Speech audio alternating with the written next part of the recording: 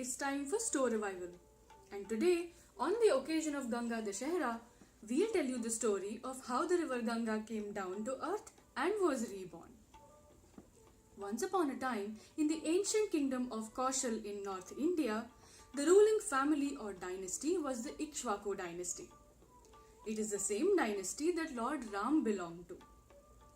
Many generations before Lord Ram, the ruler of Kaushal was King Sagar, one of Lord Ram's many ancestors. King Sagar had two queens, Keshini and Sumati, but they had no children. King Sagar prayed, he performed sacrifices, he waited and waited. Finally, Queen Keshini gave birth to a son called Ashwamedh, and Queen Sumati gave birth to 60,000 sons. King Sagar was finally happy at having so many children. In those days, rulers used to perform a sacrifice called Ashwamedh Sacrifice to declare their supremacy over other rulers. As part of the Ashwamedh Sacrifice, a horse was let loose to roam around the neighboring territories of other rulers. King Sagar had also performed the Ashwamedh Sacrifice 99 times. Every time, the horse had come back uncaptured, which meant that no ruler wanted to challenge King Sagar to a battle for the possession of the horse. But the 100th time, when the horse was let loose, accompanied by the 60,000 princes, it entered the cave of a sage called Kapila Muni and did not come out. The princes thought that Kapila Muni had captured the horse. They did not want to fight with or kill a sage. Instead, they started to create noise and commotion to disturb the sage.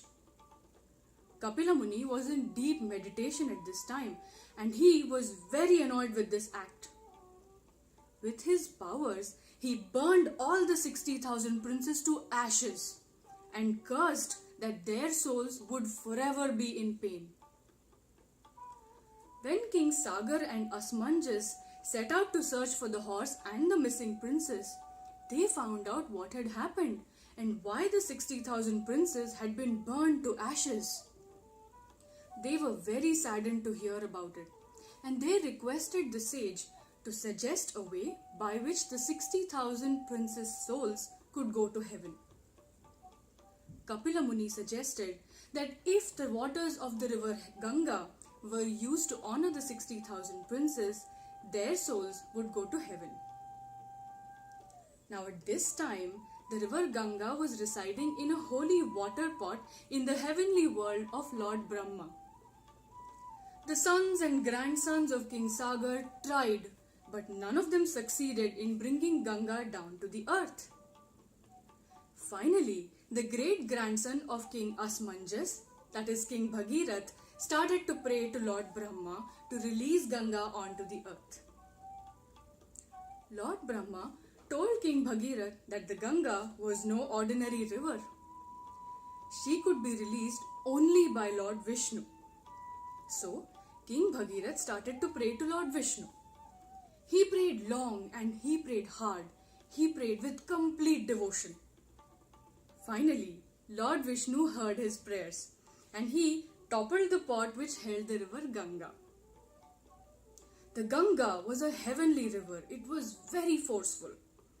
If it had fallen on the earth with that force, it would have split the earth into two with that force. When the Ganga descended from the heaven with the toppled pot, it went straight to Patal, the lower regions of the universe, where the Nagas, Yakshas and the demons reside. But King Bhagirath needed Ganga to flow on earth, so that his ancestors could be honored and their souls could go to heaven. What would he do? King Bhagirath started to pray to Lord Shiva. Again he prayed long and he prayed hard with complete devotion. Lord Shiva has a lot of hair on his head which are matted and entangled in one another. This is called his jata. King Bhagirath prayed to Lord Shiva to receive the Ganga in his jata so that her force could be lessened and she would become safe for the earth. Lord Shiva was happy with King Bhagirath's prayers and he agreed to hold the Ganga in his hair. Then Ganga descended from the heaven into Lord Shiva's jata. When the Ganga was flowing through the crisscross and the tangles of Lord Shiva's hair, her force lessened and she became gentle enough for the earth. Then Lord Shiva released Ganga from his jata onto the earth. This event of the Ganga coming down to the earth for the first time is known as Ganga Dussehra. But wait, the story doesn't end there. The Ganga didn't start flowing immediately upon coming to the earth. What happened? And was King Bhagirath able to honor his ancestors? Let's find out. When Lord Shiva released Ganga onto the earth, she came down and hit the spot where the ashram of Rishi Jahnu was located. This cascade of water coming down from the heaven and hitting the earth hit the ashram and started to destroy and disturb things around. Rishi Jahnu was very annoyed with all this and swallowed the river, causing all the commotion. King Bhagirath saw this and he rushed to the Rishi. He explained why he needed the waters of the Ganga and how much effort he had made to bring it down to the earth.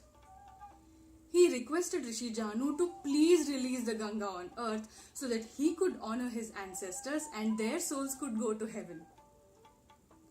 Rishi Jahnu understood King Bhagirath's problem and then he released Ganga from his ear.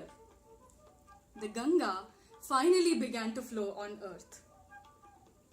This event of the Ganga being reborn from Rishi Jahnu's body is known as Ganga Saptami.